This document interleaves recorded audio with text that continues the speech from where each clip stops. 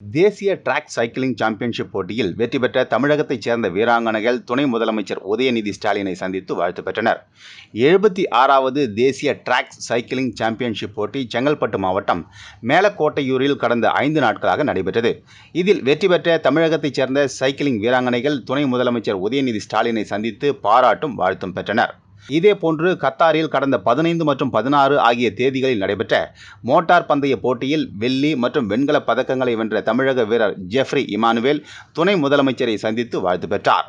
அப்போது போட்டியில் கலந்து கொண்டதற்கான செலவின தொகையாக 1 லட்சம் ரூபாய்க்கான காசோலையை உதயநிதி ஸ்டாலின் வழங்கி பாராட்டினார்.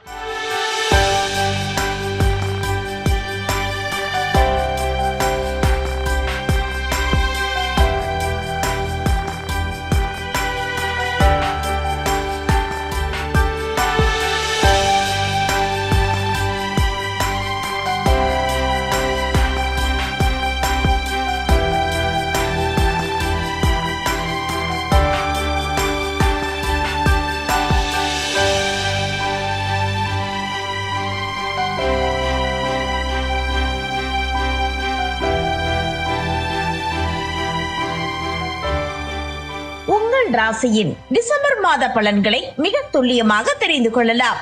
மயிலாடுதுறை வளைகுடியில் வழங்குபவர் RK பானு.